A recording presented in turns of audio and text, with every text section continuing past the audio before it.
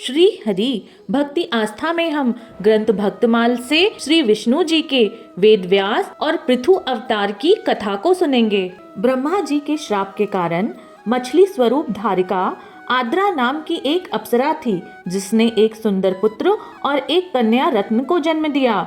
मछुआरों ने पुत्र का पालन किया, जो आगे चलकर मत्स्य नाम के बड़े धर्मात्मा राजा हुए। सत्य गुण और रूप से युक्त कन्या का नाम सत्यवती पड़ा। ऋषि पराशर के आशीर्वाद स्वरूप सत्यवती ने एक शिशु को जन्म दिया। ऋषि पराशर और यमुना द्वीप में उत्पन्न होने से द्वैपायन वेदों के व्यास विस्तार करने वाले वे वेद व्यास के नाम से विख्यात हुए। इन्होंने अपनी माता सत्यवती से कहा, आवश्यकता पड़ने पर आप मेरा स्मरण करना, मैं तुरंत अवश्य दर्शन दूंगा। माता की आज्ञा लेकर श्री व्यास ने तपस्या में संपूर्ण जीवन लगा दिया। श्री व्यास जी ने देखा कि प्रत्येक युग में धर्म का एक एक पाद लुप्त होता जा रहा है, मनुष्यों की शक्ति और आयु क्षीण हो रही है। यह देख सुनकर उन्होंने वेद और ब्राह्मणों पर अनुग्रह करने की इच्छा से वेदों के व्यास का अर्थात विस्तार किया। वेदों में सबका अधिकार न होने से सर्वसाधारण को भी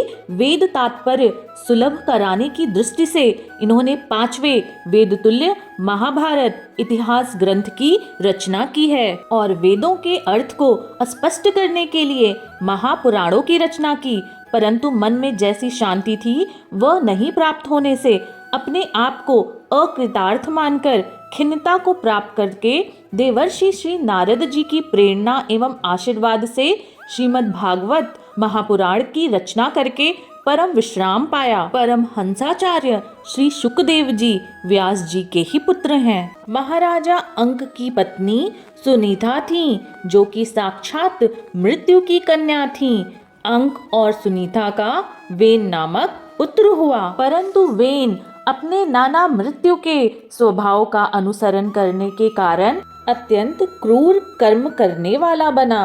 फलस्वरूप उसकी दुष्टता से उद्विग्न होकर राजा अंग अपना नगर और राज्य छोड़कर चले गए। राजा के अभाव में राज्य में अराजकता फैल गई, इसीलिए ऋषियों ने कोई उपाय न देखकर क्रूर वेन को ही राजपद पर अभिषिक्त कर दिया।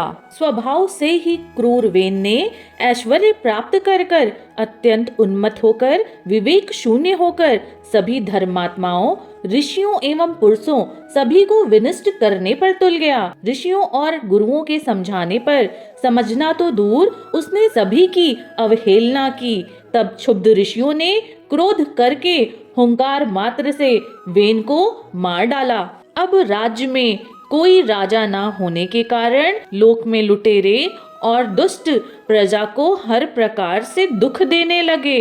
राज्य के हित का कोई उपाय न देखकर ऋषियों ने वेन के शरीर का मंथन किया। मंथन में वेन की भुजाओं से एक स्त्री पुरुष का जोड़ा प्रकट हुआ। ऋषियों ने पुरुष को पृथु नाम से एवं स्त्री को अर्ची नाम से संबोधित किया। श्री हरि ने ही अंश के अवतार में संसार की रक्षा के लिए यह पृथु का अवतार लिया और अर्ची के रूप में श्री भगवान की सेवा में शाश्वत रहने वाली श्री लक्ष्मी जी प्रकट हुईं। वेन के अत्याचारों से उत्पीड़ित पृथ्वी ने समस्त औषधियों और अपने गुणों को अपने में ही छुपा लिया था और वह पूर्ण रूप से जीर्ण हो गई थी। यही कारण है कि जब पृथु जी का राज्य हुआ तो पृथ्वी रसा होकर भी रसाहीन ही बनी रही। तब गौ रूप पृथ्वी का दोहन करने के लिए महाराज पृथु ने गो रूप धारिणी पृथ्वी का दोहन किया, जिससे समस्त अन्न और औषधियां प्रकट हो गईं। इसके फलस्वरूप धर्मात्मा श्री पृथु जी ने 100 अश्वमेध यज्ञ करने का संकल्प किया। परम दयालु यज्ञ भोक्ता यज्ञेश्वर भगवान श्री विष्णु को बड़ा ही संतोष हुआ। वे देवराज इंद्र को साथ लेकर श्री पृथु जी के सामने प्रकट हो गए। भगवान ने पृथु जी के गुणों की सराहना करते हुए उनसे वर मांगने को कहा।